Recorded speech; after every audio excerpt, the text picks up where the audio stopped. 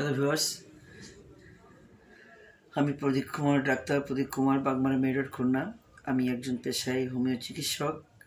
আমি সবসময় বিভিন্ন বিষয় নিয়ে আলোচনা করে থাকি। ঠিক আজকে আমি আলোচনা করব পিত্তপাথড়ী। পিত্তপাথড়ী একটি ভয়ানক ব্যাধি। এটি আক্রান্ত হয়ে বিভিন্ন মানুষ বিভিন্ন সময় বিভিন্ন ধরনের রোগে আক্রান্ত হতে পারেন। এটা নিয়ে আমি আজকে আলোচনা করব। আপনি প্রথমে কি করে আপনার বুঝবেন যে আপনার পিত্তপাথড়ী হয়েছে? পিত্তপাথড়ী এটি আমাদের মানবদের একটি বিশেষ অর্গান। তো তার ভিতর হয়ে থাকে পিত্তপাথড়ীটা। তো আমরা দেখেছি বিভিন্ন সময় বিভিন্ন চিকিৎসক বলেন যে পিত্ত কেটে ফেললে কোনো সমস্যা হয় না, কিন্তু পিত্ত যে কত ভূমিকা রাখে এটি আমাদের যাদের পিত্ত আছে আর যাদের নেই তারাই বুঝতে পারেন। তো যাই হোক, পিত্তপাথড়ী হয়েছে কী করে বুঝবেন? তার সিমটমগুলো কী? দেখুন, সবসময় কিন্তু আমাদের প্রাথমিক অবস্থায় রোগগুলো এরপরে ধরা পড়ে না। যত ভালো মেশিন বা যত ভালো অত্যাধুনিক যন্ত্রপাতি আসুন না কেন, প্রাচীন কিছু পন্থা আছে সেগুলো থেকে অবলম্বন করে আমরা এগুলো বেশি করে জানতে পারব। Symptom is the most important role play করে। মহাত্মা হানিম্যান বলছেন, treat the patient not disease, রোগের চিকিৎসা। তো পিত্তপাথড়ীটা আমরা কী করে বুঝবো?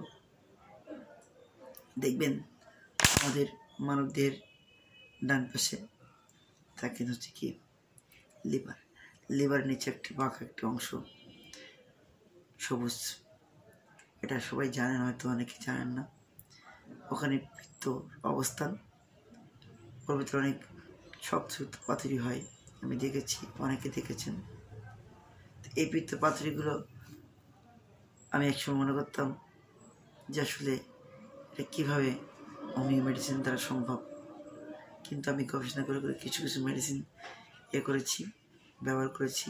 কারণ অনেকে আমাকে এসে বলেছেন যে আমি অপারেশন করতে পারবো না, অপারেশন করলে ডাক্তার বলেছে অন্য অন্য সমস্যা, যার কারণে তারা আর অপারেশন হতে পারেনি।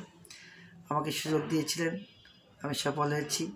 আমি আপনাদেরকে জানাচ্ছি যে পিত্তপাথড়ীটা হলে প্রথমে আপনার ডান পাশে বুকের নিচে ব্যথা করবে এবং পিঠের পিছনে, ডান পাশে পিঠের পিছনে আপনার পেইন আসবে, ব্যথাটা কামড় দিয়ে ধরার মতো, এবং অতিমাত্রায় গ্যাস থাকবে।